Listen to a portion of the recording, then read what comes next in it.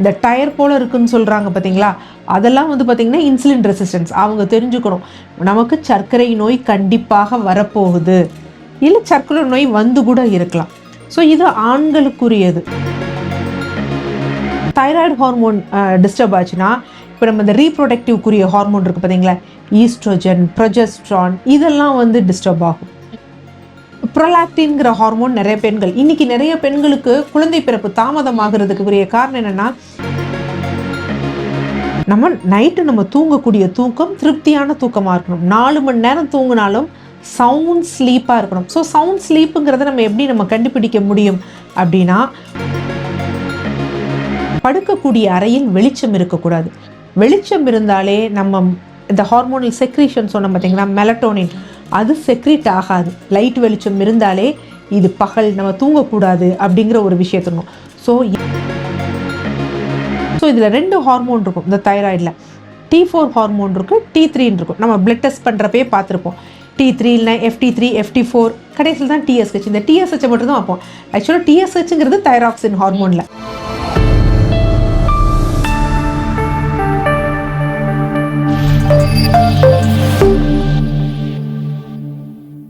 Cosmo health நேயர்களுக்கு வணக்கம். இன்றைய நிகழ்ச்சியில் ஆரோக்கியம் குறித்து நம்முடைய சந்தேகங்களுக்கு விளக்கம் கொடுக்கறதுக்காக ட்ரெடிஷ்னல் கேர் ஹாஸ்பிட்டல்ல இருந்து டாக்டர் ராஜலட்சுமி அவர்கள் நம்ம கூட இணைந்திருக்காங்க. தொடர்ந்து நிறைய விஷயங்கள் பேசலாம். வணக்கம் டாக்டர். வணக்கம். எப்படி இருக்கீங்க? நலம். மேம், இன்னைக்கு நிகழ்ச்சியில இந்த நிறைய பேருக்கு இந்த ஹார்மோனல் இம்பேலன்ஸ் இருக்கிறத நம்மளால பார்க்க முடியும். குறிப்பா பெண்கள் நம்ம எடுத்துட்டோம் அப்படின்னா, இந்த முகத்துல முடி வர்றது, முடி கொட்டுறது, தலையில இருந்து ஹார்மோனல் சார்ந்த பிரச்சனைனால உடல்கள்ல பல மாற்றம் அப்படிங்கிறது நம்மளால பார்க்க முடியுது. முதல்ல இதெல்லாம் எதனால ஏற்படுது? முதல்ல இந்த ஹார்மோனல் இம்பேலன்ஸ் அப்படின்னா என்ன மேடம்? ஆக்சுவலாக ஹார்மோன்ஸ் அப்படிங்கிறது ஒரு கெமிக்கல் செக்ரீஷன் நம்ம உடம்பு முழுவதும் போயிட்டுருக்கும். ஒரு ஸ்பெசிஃபிக்கான ஒரு பாத்வேல அது போய்கிட்டே இருக்கும். ஒரு வேலைகள் செய்கிறதுக்கு. இப்போ எல்லாவற்றிற்கும் முடி கொட்டுதா, அதுக்கு ஹார்மோனல் இம்பேலன்ஸ் காரணம். திடீர்னு வெயிட் கூடுறாங்களா, ஹார்மோனல் இம்பேலன்ஸ் காரணம். வெயிட் குறையிறாங்களா, ஹார்மோனல் இம்பேலன்ஸ் காரணம். ஸ்கின் கலர் சேஞ்ச் ஆகுதா, ஹார்மோன் அங்கே இன்ஃப்ளூயன்ஸ் பண்ணுது. ஸோ இந்த மாதிரி ஹார்மோன் அப்படிங்கிறது ஒரு கெமிக்கல் ஊறுறது உடம்பு முழுவதும் அது இதாகும். ஸோ இதில் என்ன அப்படின்னு பார்த்தீங்கன்னா, நிறைய சேஞ்சஸ் இருக்கும். இதுதான் ஸ்பெசிஃபிக் அப்படிங்க முடியாது. நம்ம வெளி தோற்றமாகவும் சில சேஞ்சஸ் தெரியும், உடம்புக்குள்ளேயும் சில சேஞ்சஸ் இருக்கும். ஸோ அதனால ஹார்மோன் செக்ரீஷன் ரொம்ப முக்கியம். ஆனால் ஸ்பெசிஃபிக்காக எதுக்காக, எந்த உறுப்புக்காக, ஒரு உதாரணத்துக்கு எடுத்துக்கிறோம்னு வச்சுக்கோங்களேன். இப்போ தைராய்டு ஹார்மோன் அப்படிங்கிறது ஒரு தனிப்பட்ட ஹார்மோன்ல. என்னதான் தைராய்டு கிளாண்ட் இங்கே நம்ம கழுத்து பகுதியிலிருந்து சுரக்க தொடங்கினாலும் அதுக்கு ஒரு ஹெட் இது பண்றது பார்த்தீங்கன்னா பிட்யூட்ரி, மூளை கீழே இருக்கு. ஸோ அதுதான் என்ன பண்ணுன்னா, நம்ம தைராய்டு ஹார்மோனை சுரக்க வச்சுட்டு இங்கே போய் பண்ண ஸ்கின்னை பார்த்துக்கணும். நம்மளோட ரீப்ரொடக்டிவ் ஆர்கன்ஸை, யூட்ரஸ், ஓவரி, அது எப்படி இருக்கணும், அதையும் அதுதான் இது டிசைட் பண்ணும். ஓகே, இதே மாதிரி இப்போ ஹார்மோனல் இம்பேலன்ஸ் அப்படின்னு பார்க்கும்போது பெண்களுக்கு என்ன மாதிரியான பிரச்சனைகளை ஏற்படுத்தும், ஆண்களுக்கு என்ன மாதிரியான பிரச்சனைகளை ஏற்படுத்தும்? பெண்களுக்கு ஹார்மோனல் இம்பேலன்ஸ் இருக்கு அப்படின்னா, நம்ம இது இல்லாம நம்ம எப்படி தெரிஞ்சுக்கலாம்னா, திடீர்னு பெண்கள் வெயிட் போடுறாங்க, இல்ல பாத்தீங்கன்னா திடீர்னு ரொம்ப இழைச்சு போறாங்க. ரெண்டுமே ஹார்மோனல் இம்பேலன்ஸ் தான். ஸோ அதுக்கு நிறைய ஹார்மோன்ஸ் இருக்கு. ஸோ நார்மலாக நம்ம தைராய்டு, கார்டிசோல், லெப்டின், கிரெல்லின், ஜிஎல்பி, இப்படி நிறைய ஹார்மோன்ஸ் இருக்கு. Even insulin. ஸோ அந்த மாதிரி வெயிட் லாஸ், வெயிட் கெயின் இருக்கு. பீரியட்ஸ் பார்த்தீங்கன்னா ரெகுலராக ஆகலை, இல்லை பீரியட்ஸ் அப்போ உதிரப்போக்கு அதிகமாக இருக்கு, மாதவிடாய் சீரா இல்லாமல் தேவையில்லாம அந்த ஹேர் க்ரோத் இருக்கு, ஃபேஷியல் ஹேர் க்ரோத், பாடி ஹேர் க்ரோத். இந்த பாடி ஹேர் க்ரோத்னு சொல்றது என்னன்னா, மார்பு பகுதிகளில், அடிவயிற்று பகுதிகளில் அங்கே தேவையில்லாத ரோம வளர்ச்சி இருக்கு. அது மாதிரி அகாந்தோஸ் நைக்ரிகன்ஸ்னு சொல்லுவாங்க. இந்த கழுத்து பகுதிகள், அக்கல் பகுதிகள்லாம் பார்த்தீங்கன்னா அழுக்கு படர்ந்தது போல் திட்டுக்கள் இருக்கு. இந்த மாதிரி எல்லாம் இருக்கு அப்படின்னா அவங்களுக்கு பெண்களுக்குரிய ஹார்மோனல் இம்பேலன்ஸ் இருக்கு. என்னால் திடீர்னு நார்மல் கிளைமேட்டில் இருப்பாங்க, என்னால் குளிர் தாங்க ரொம்ப குளிர்ற மாதிரி இருக்கும்னா அப்படிங்கிறவங்க, சில சமயம் ஒன்றும் பெருசாக வேர்க்காது, நார்மலாக தான் இருப்பாங்க, ஆனால் பார்த்தீங்கன்னா பயங்கரமாக வேர்த்து கொட்டும். இந்த மாதிரி ரொம்ப டயர்ட்னஸ் இருக்கிறது. ஸோ இந்த மாதிரி தான் பெண்களுக்கு ஹார்மோனல் இம்பேலன்ஸ் இருக்கிறதுல வரும். இது ஆண்கள் அப்படின்னு நம்ம பார்த்துட்டோம் அப்படின்னா, எந்த ஆணுக்கு தொப்பை போட ஆரம்பிக்குது. தொப்பைன்னொடனே நம்ம மேசிவா பெரிய தொப்பைன்னு கிடையாது. கை, கால் எல்லாம் இளைச்சிருக்கும். அந்த அப்டமன் அப்படிங்கிறது ஃப்ளாட் ஆகாம ஜஸ்ட் ஒரு பம்ப் வந்திருந்தாலே அவங்களுக்கு அது தொப்பை தான். மேடம் அதே மாதிரி இப்போ இந்த சைடுல வர்றது கூட நம்ம தொப்பையா எடுத்துக்கலாமா மேம்? இந்த டயர் மாதிரி இப்ப ஆண்களுக்கு இருக்கிறத நம்மளால பார்க்க முடியும். அது தொப்பையில தான் அதுவும் தொப்பை தான். அவங்களுக்கு வயிறுலயும் இருக்கும், சைட்லயும் இருக்கும். சோ அதுவும் தொப்பை தான். சோ இவங்களுக்குலாம் என்ன அப்படின்னு பாத்தீங்கன்னா டெஸ்டோஸ்டிரோன் ஹார்மோன் வந்து சீரா இருக்காது. சோ இவங்களுக்கு வந்து இந்த இது எடுக்கும் பொழுதே நிறைய ஆண்கள் வந்து பாத்தீங்கன்னா இந்த இதுக்கெல்லாம் செக்ஷுவல் டிரைவ் இல்லைன்னு சொல்லிட்டு மருந்து மாத்திரைகள்லாம் வாங்கி சாப்பிடுறவங்க எல்லாம் இருக்காங்க. சோ அவங்களுக்கு வந்து என்ன அப்படின்னா இன்சுலின் ரெசிஸ்டன்ஸ் இருக்கும். இந்த டெஸ்டோஸ்டிரோன் ஹார்மோன்லாம் சீரா இருக்காது. இன்சுலின் ரெசிஸ்டன்ஸ் இருந்தாலும் இந்த டயர் போல இருக்குன்னு சொல்றாங்க பாத்தீங்களா, அதெல்லாம் வந்து பாத்தீங்கன்னா இன்சுலின் ரெசிஸ்டன்ஸ். அவங்க தெரிஞ்சுக்கணும், நமக்கு சர்க்கரை நோய் கண்டிப்பாக வரப்போகுது, இல்ல சர்க்கரை நோய் வந்து கூட இருக்கலாம். ஸோ இது ஆண்களுக்குரியது. ஹார்மோனல் இம்பேலன்ஸ், தலை வழுக்கை வந்து ஏற்படுறது. ஸோ தலை வழுக்கை இருக்குன்னா ஆக்சுவலாக அது ஆண்ட்ரோஜெனட்டிக் அலோபீஷியன். ஆண்ட்ரோஜன் அப்படிங்கிறது ஆண்களுக்குரிய ஹார்மோன், எட்டிக் அப்படிங்கிறது அதுல இருந்து ஆரம்பிக்குதுன்னு அர்த்தம். ஸோ முடி உதிர்தல் அதற்குரியது. ஆக்சுவலா ஆண்களுக்கு முடி உதிர்தல் இருந்தா கூட பார்க்கணும், டிஃப்யூஸ் இது ஹார்மோனல் இம்பேலன்ஸா இல்லை இதா அப்படின்னு. ஸோ டிஃப்யூஸ் ஹேர்லாக்ஸ்னு இருக்கும், பரவலாக வந்து முடி கொட்டுதல் வந்து இருக்கும். இதே இது வந்து பார்த்தீங்க அப்படின்னா முன்னெற்றியில் ஒரு மாதிரி எம் ஷேப்பில் வந்து வந்திருக்கும். இங்கே க்ரௌன் ஏரியான்னு சொல்லுவாங்க. ஸோ அந்த இடத்துல மட்டும் முடி கொட்டி போய் இருக்குது, ரெசீட் ஆகிக்கிட்டே குறைந்து கொண்டே இருக்கு அப்படின்னா அது வந்து பார்த்தீங்கன்னா அவங்களுக்குரிய ஹார்மோனல் இம்பேலன்ஸால வருது. டிஃப்யூஸ்ட் ஹேர் லாஸ்னா ஆண்களுக்கு இந்த இடத்துல இருக்கும், இங்கே பார்த்தீங்கன்னா அவ்வளோ சென்டர்ல முடி இல்லாமல் இருக்கும். அதெல்லாம் வந்து டிஃப்யூஸ்ட் ஹேர் லாஸ். மேபி அவங்களுக்கு ஸ்ட்ரெஸ் இருக்கலாம், இல்லை போதுமான சத்தான உணவுகள் இல்லாமல் இருக்கலாம், இல்லை இந்த ஹெல்மெட்ஸ் போடுவாங்க பார்த்தீங்களா, ஸோ அந்த மாதிரி வந்து இருக்கலாம். அது ஹார்மோனல் இம்பேலன்ஸ் கிடையாது. மேல் பேட்டர்ன் ஹேர் லாஸ் இருந்ததுனா தான் ஆண்களுக்கு ஹார்மோனல் இம்பேலன்ஸ் இருக்கு அப்படின்னு அர்த்தம். மேடம் இப்போ ஹார்மோனல் இம்பேலன்ஸ் ஏற்படுறதுனால உடல்ல ஆண்களுக்கும் பெண்களுக்கும் என்ன மாதிரியான பாதிப்புகள் எல்லாம் ஏற்படுது அப்படின்னு நீங்க சொன்னீங்க. நீங்க சொல்றதை வச்சு பார்க்கும்போது ஆல்மோஸ்ட் எல்லா பிரச்சனையும் ஆரம்பிக்கிறது இந்த ஹார்மோனல் இம்பேலன்ஸ்ல தான்.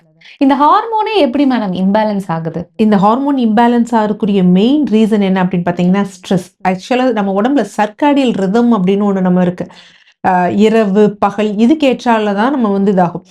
மெயின் விஷயம் எங்கே வந்து டிஸ்டர்ப் ஆகுதுன்னா பெண்கள் இப்போ வந்து பார்த்தீங்கன்னு வச்சுக்கோங்களேன், அந்த அடலசன்ட் ஏஜில் இருக்கப்ப பீரியட்ஸ் எப்போ இர்ரெகுலர் ஆகுது அப்படின்னு கேட்டோம்னா அவங்க அந்த 10th +2 படிக்கிறப்ப தான் அவங்களோட அந்த பீரியட்ஸ் வந்து இர்ரெகுலர் வந்து ஆக ஆரம்பிக்கும்.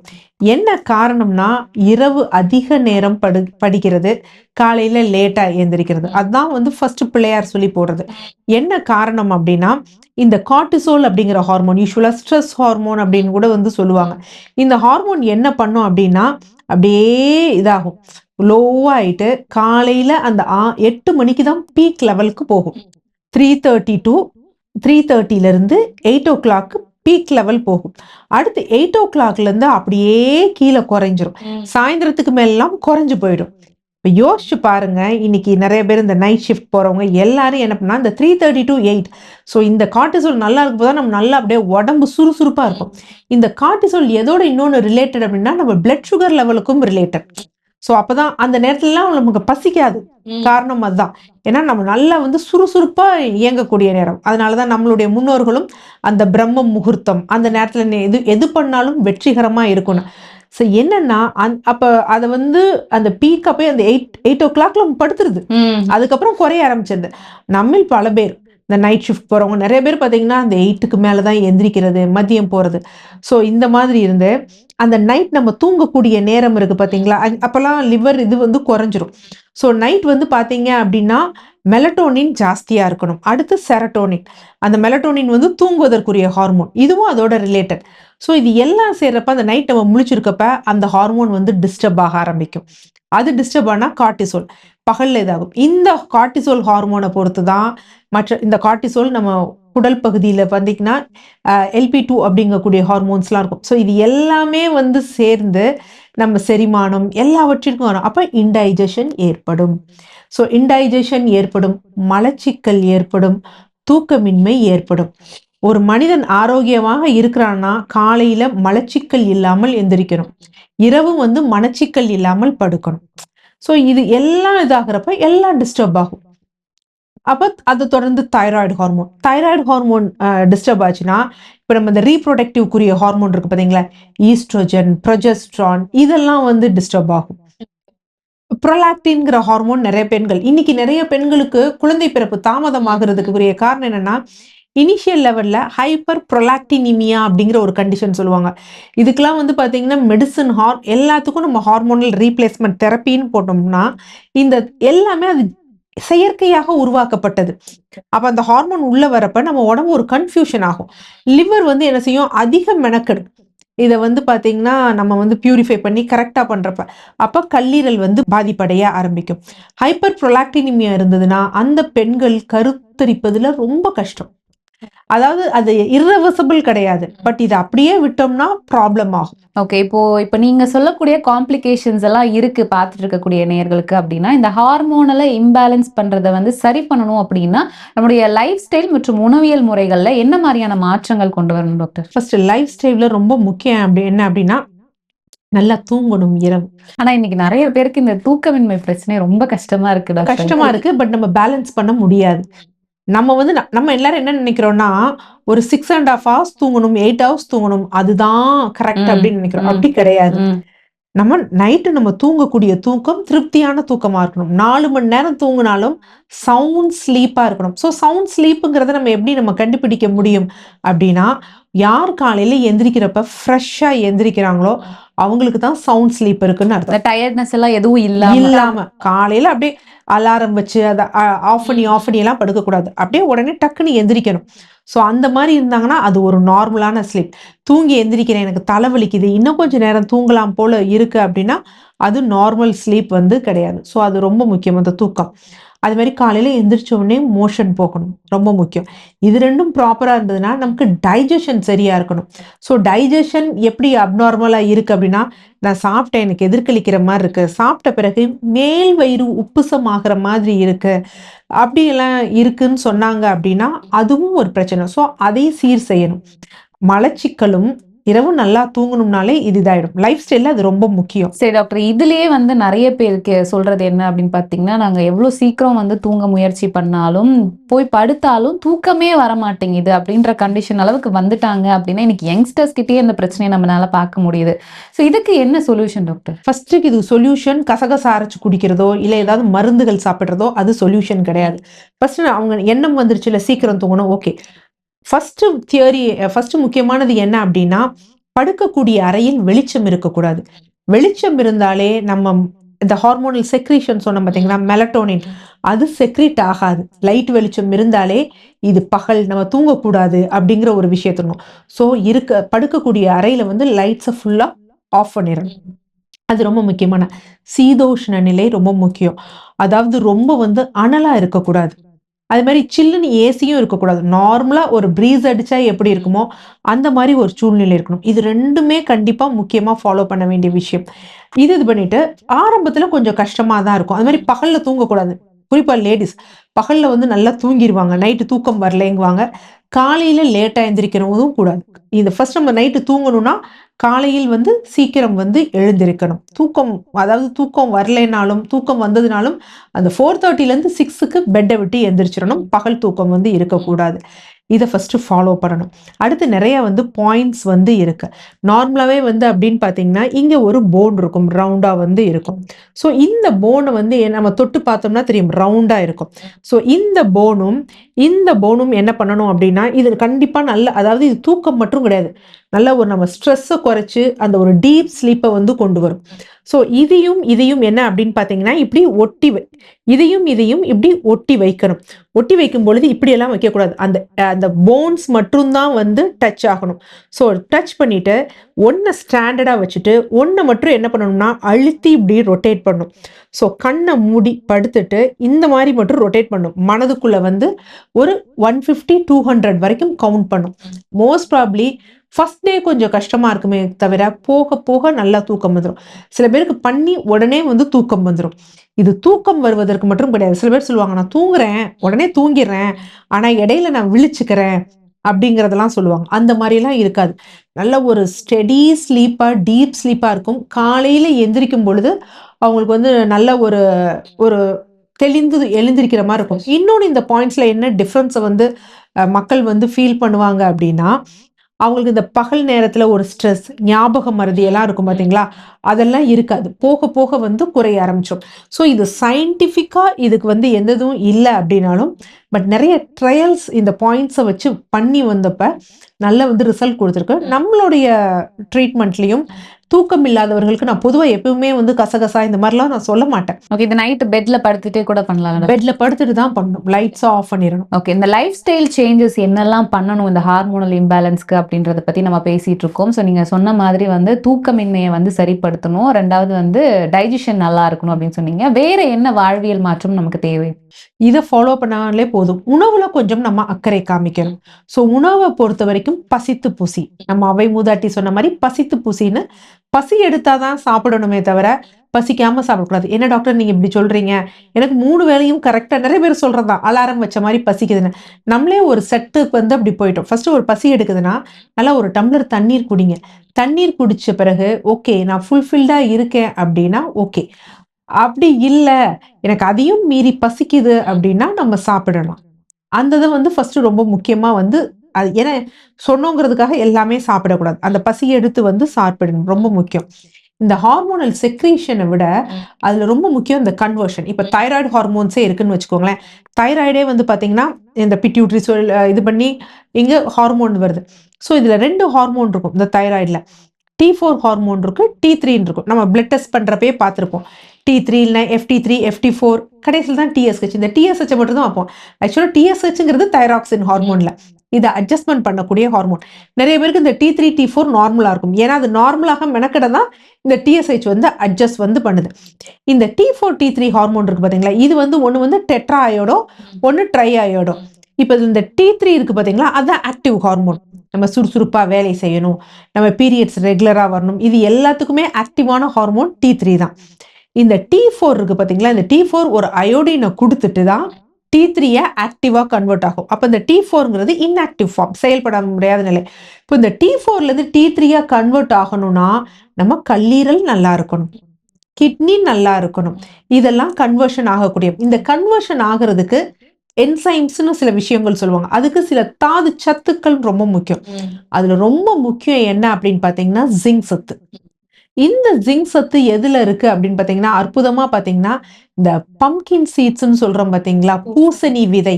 அதுல வந்து ஜிங்க் சத்து இருக்கு. நெறைய இதுல இருக்கு. பட் ஜிங்க் சத்து இதுல இருக்கு.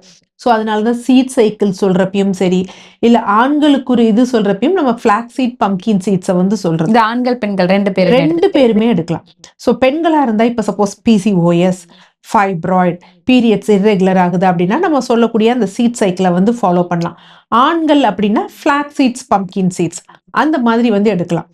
ஸோ அந்த மாரி அந்த பம்ப்கின் சீட் ஜிங்க் உள்ள உணவுகள் ரொம்ப நல்லது. யூசுவலா வந்து பார்த்தீங்கன்னா, இந்த ஜிங்க் இன்னொன்னு குளிர்ச்சியை வந்து உண்டு பண்ணும். இப்ப ஆண்கள், பெண்கள் இருவருக்கும் இன்னைக்கு குழந்தையின்மைக்கு காரணம் வந்து நெறைய இருக்கு. நம்ம வந்து என்ன சொல்றது அனாட்டமிக்கலாவும், பெத்தாலஜியாவும் போனா இருக்கு. பட் பொதுவா நம்ம சித்த மருத்துவத்துல சொல்றது என்ன அப்படின்னு பார்த்தீங்கன்னா, உடல் சூடு. இந்த உடல் சூடால தான் 2 பேருக்குமே வந்து இந்த குழந்தையின்மை வந்து தாமதமாகுது. ஸோ அப்ப அந்த உடல் சூடை குறைக்கணும்னா என்ன அப்படின்னு பார்த்தீங்கன்னா, இப்ப நத்தையில வந்து பார்த்தீங்கன்னா, ஃபென்டாஸ்டிக்கா ஜிங்க் இருக்கு. ஸோ அப்ப இந்த நத்தை, கறி போன்றவை எடுக்கும் பொழுது அசைவம் சாப்பிடுபவர்களா இருந்தா அது நல்ல பலன் தரும். அதே மாரி பன்றி இறைச்சி. ஸோ பன்றி இறைச்சி உணவுங்கிறது அவங்கவங்க விருப்பம். அத நம்ம ஃபோர்ஸ் பண்ண முடியாது. பட் ஆப்ஷனலா சாப்பிடுறாங்க அப்படின்னா பன்றி இறைச்சி, நத்தை இறைச்சி இதெல்லாம் சாப்பிடும்போது உடல் குளிர்ச்சி அடையும்.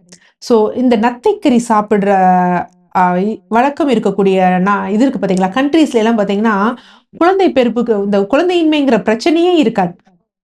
நல்லா இருக்கும். அந்த ஆண்மைத்தன்மை எல்லாமே நல்லா இருக்கும். பெண்களுக்கும் அந்த குழந்தை இது வந்து தாமதமாகாது. அது மாரி வில்வம் வந்து பார்த்தீங்க அப்படின்னா, டோட்டலாவே ஹார்மோனல் இம்பேலன்ஸ்க்கு ஒரு அற்புதமான பழம். இது பழமா, இலை? பழம், இலை 2க்கும் இருக்கு. பட் ஹார்மோன்ஸ் அப்படின்னு வர்றப்ப வந்து பழத்துக்கு வந்து ரொம்ப முக்கியம். இப்ப டயபெட்டிக் அப்படிங்கிறப்ப இன்சுலின் ரெசிஸ்டன்ஸ், உடல் சூடு. ஸோ அவங்களுக்கும் வில்வம் வந்து நல்ல பலன் தரும். அதே மாதிரி இந்த குழந்தையின்மை இருக்கிறவங்களுக்கு வந்து வில்வப்பழம். ஸோ வில்வப்பழம், விளாம்பழமும் அது மாரி ஈக்குவலா தான் இருக்கும். ஸோ விளாம்பழம்லாம் வந்து பார்த்தீங்கன்னா, யானை வந்து அதிகமா வந்து எடுத்துக்கும். ஸோ அதனால தான் வந்து பார்த்தீங்கன்னா, அந்த யானைக்கு வந்து அந்த கன்று ஈனும் இது வந்து கொஞ்சம் ஜாஸ்தியா இருக்குது. அந்த அந்த மாரி பிரச்சனைகள்லாம் வந்து இருக்காது. ஸோ நார்மலாவே ஆண், பெண் இருவரும் வந்து என்னன்னா, விளாம்பழத்துல இருக்கக்கூடிய அந்த சதைகள், இல்ல வில்வ பழத்துல இருக்கக்கூடிய சதைகள் எடுத்துட்டு, அதுல கொஞ்சம் வந்து ரோஸ் பெட்டல்ஸ், ஹனி இந்த மாரி மிக்ஸ் பண்ணி தினமும் காலையில சாப்பிட்டு வந்தாங்க அப்படின்னா, ஆண்களுக்கு இந்த விந்து குறைபாடு, அப்புறம் விந்து வந்து பார்த்தீங்க எண்ணிக்கையும் கம்மியா இருக்கும். நகரும் தன்மையும் குறைவாக இருக்கும். அதோடைய அந்த உடல் அமைப்பும் இதா இருக்கும்.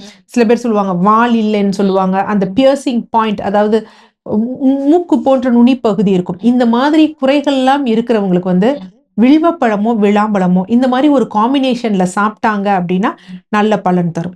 ஸோ அப்ப உடல் குளிர்ச்சி தன்மை ஏன்னா அது செக்ரீஷன். ஆ இதுலயே நம்ம சித்த மருத்துவ முறையிலேயே என்னன்னா, வலி, அழல், ஐயம். இந்த ஐயம் அப்படிங்கிறதே என்ன அப்படின்னா, கபம்ங்கிறதே செக்ரீஷன்ஸ் அப்படிங்கிறது தான் அர்த்தம். எல்லா உடம்புல இருக்க எல்லா செக்ரீஷன்ஸ்க்கும் அது ரொம்ப முக்கியம். ஸோ அதனால இந்த குளிர்ச்சி தரக்கூடிய இந்த விளாம்பழம், வில்வப்பழம், அதே மாதிரி அசைவம் சாப்பிடுபவர்களா இருந்தா பன்றி இறைச்சி, நத்தை, சீட்ஸ் ரொம்ப நல்லது. நட்ஸும் அது மாரி ரொம்ப நல்லது. ஏன்னா நட்ஸ் இந்த பாதாம்ல எல்லாம் வந்து பார்த்தீங்கன்னா, மெக்னீசியம் சத்து இருக்கு.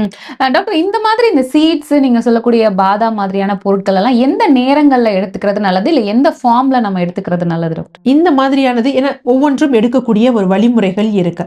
இப்ப இதெல்லாம் எடுக்கக்கூடிய பெஸ்ட் டைம் என்ன அப்படின்னா, காலை நேரம் தான். எம்ப்டி ஸ்டொமக்ல. எம்ப்டி ஸ்டமக்ல எடுக்கிறதா. ஆஃப்டர் ஃபுட் எடுக்க வேண்டாம். மோஸ்ட் ப்ராபப்ளி இதவே ஒரு வேளை உணவா எடுக்கிறது நல்லது. இப்ப நட் ஷேக்ஸ் எல்லாம் எடுக்கிறோம்னு வச்சுக்கோங்களேன், இந்த சீட்ஸ், நட்ஸ் எல்லாம் ஊற வச்சு எடுக்கிறோம்னா, காலையில எம்ப்டி ஸ்டமக்ல எடுக்கிறதா நல்லது. இரவு நேரங்கள்ல எடுக்கக்கூடாது. இரவு நேரங்கள்ல எல்லாம் பொதுவாக அந்தி சாய்ந்த பிறகு சமைத்த உணவு எடுக்கக்கூடாது. இது சமைக்காத உணவுனாலும், இது எல்லாமே கொஞ்சம் கேலோரிஸ் ஜாஸ்தி தான். அப்ப இன்டைஜஷனை வந்து நமக்கு உண்டு பண்ணும். ஸோ அதனால காலை வெறும் வயிற்றில் எடுக்கிறதா ஒரு சிறந்த விஷயம். எல்லாவற்றையும் ஊற வைத்து எடுக்கிறதா. ஏன்னா நம்ம சொல்லக்கூடிய நட்ஸ், சில சீட்ஸ் எல்லாம் வந்து என்ன பார்த்தோம் அப்படின்னா, கொஞ்சம் நீர்ல பட்டா ஊறக்கூடிய தன்மை இருக்கு. இப்ப ஃபிளாக்ஸ் சீட்ஸ் அந்த மாதிரி தான். அதே மாரி சியா சீட்ஸ் இந்த மாதிரி தான். நம்ம இத உள்ள எடுத்தோம்னு வச்சுக்கோங்களேன், ஒரு இன்டைஜஷனை வந்து உண்டு பண்ணும். அதே மாரி சில நட்ஸ், சில சீட்ஸ்ல எல்லாம் வந்து பார்த்தீங்கன்னா, ஃபைட்டிக் அமிலம் இருக்கும். ஸோ அந்த ஃபைட்டிக் அமிலம் நம்ம உள்ள எடுக்கும் பொழுது, நமக்கு டைஜஷன் வந்து ஆகாது. சத்துக்கள் ஒட்ட விடாது. இணையா வேற ஏதாவது ஃபுட் எடுத்தோம்னு வச்சுக்கோங்களேன், அந்த சத்துக்களையும் ஒட்ட விடாது. ஸோ அதனால டைஜஷனுக்கு ஈஸியா ஊற வைக்கணும். யூசுவலா பாதாம் எல்லாம் ஊற வைக்க சொல்றது, தோலை உரிக்க சொல்வதற்குரிய காரணம் என்ன அப்படின்னா, அந்த நியூட்ரியன்ஸும் நமக்கு சரியா அப்சார்ப்ஷன் ஆகாது. மற்ற உணவுல இருந்து வரக்கூடிய நியூட்ரியன்ஸையும் தடுக்கும். ஸோ மோஸ்ட் ப்ராபப்ளி எல்லாவற்றையும் எம்ப்டி ஸ்டமக்ல அதுவே காலை பிரேக்ஃபாஸ்ட்டா ஊற வச்சு எடுக்கலாம். எந்த மீடியா தண்ணியிலயும் ஊற வைக்கலாம். இல்ல பாதாம் பால் போன்றவற்றிலும் ஊற வைக்கலாம். பால் வந்து பெருசா வந்து பாலை முடிஞ்ச அளவு நம்ம தவிர்க்கணும். பட் ஏதாவது வேணும் அப்படின்னா, என்னைக்காவது ஒரு நாள் வந்து பசும்பால் நல்லா அந்த மாரி எடுத்துக்கலாம். தேங்காய் பால்ல எடுத்துக்கலாம். சோயா மில்க்க பொறுத்தவரைக்கும் என்ன அப்படின்னு பார்த்தீங்கன்னா, சோயா மில்க் எல்லாருக்குமே இந்த டெஸ்டோஸ்டிரான் டக்குன்னு நெறைய எடுத்தா தான் இதாகும். பட் அது நெறைய இன்னைக்கு ஜெனடிக்கலி மாடிஃபைட். ஸோ அதனால என்ன ப்ராப்ளம் இருக்கும் அப்படிங்கிறது நமக்கு தெரியாது. ஸோ அதனால அத அவாய்ட் பண்ணிரலாம். தேங்காய் பால்ல ஊற வச்சு எடுக்கலாம். கொஞ்சம் வேணும் அப்படின்னா, நம்ம வாழைப்பழம் இருக்கு பார்த்தீங்களா? கனிந்த வாழைப்பழம். இதெல்லாம் எடுக்கும் பொழுது, நமக்கு பார்த்தீங்கன்னா எல்லாமே இருக்கும். இதுல நமக்கு அயர்ன் கிடைக்கும். அதாவது மைக்ரோ நியூட்ரியன்ட்ஸ், மேக்ரோ நியூட்ரியன்ட்ஸ்ன்னு சொல்லுவாங்க. எல்லாமே கிடைக்கும். அயர்ன் கிடைக்கும், விட்டமின் பி கிடைக்கும், ஃபைபர் கிடைக்கும். எல்லா நியூட்ரியன்ட்ஸும் நமக்கு நம்ம கிடைக்கும். சாப்பிடுற எல்லா விட்டமின்ஸும் நமக்கு இந்த சீட்ஸ் அண்ட் சிந்தட்டிக்கா எடுக்கிறதுல இந்த சப்ளிமெண்ட்ஸ் இருக்கு பாத்தீங்களா? ஆக்சுவலா சப்ளிமெண்ட்ஸ்ல பிரச்சனை கிடையாது. அது எப்படி உற்பத்தி செய்றாங்க அப்படிங்கிறதுல தான் இருக்கு. அடுத்த விஷயம் பயோ அவைலபிலிட்டி. சிலதெல்லாம் வந்து பாத்தீங்கன்னா, மூலிகையில இருந்து எடுத்தோம் அப்படின்னு வந்து சொல்லுவாங்க. பட் அது எந்த அளவு அதுல அது இருக்கு. ஆனா பயோ அவைலபிலிட்டி நமக்கு உள்ள வர்றப்ப நம்ம உடம்புல அது வந்து ஏற்றுக்கொள்ளக்கூடிய தன்மையில இருக்கா? அது நமக்கு அவ்வளவா ஃபுல்லா கிடைக்குமா? அப்படிங்கிறத சொல்ல முடியாது. ஓகே. ஸோ இன்னைக்கு நிகழ்ச்சியில வந்து இந்த ஹார்மோன் இம்பேலன்ஸ் அப்படின்னா என்ன? இது ஆண்களுக்கும், பெண்களுக்கும் என்ன மாரியான பாதிப்புகளை ஏற்படுத்தும்? இதை சரி பண்றதுக்கு என்ன மாரியான உணவு முறைகளை எடுத்துக்கலாம் அப்படின்றத பத்தி ரொம்ப தெளிவான விளக்கங்கள் குடுத்தீங்க. நன்றி டாக்டர். நன்றி.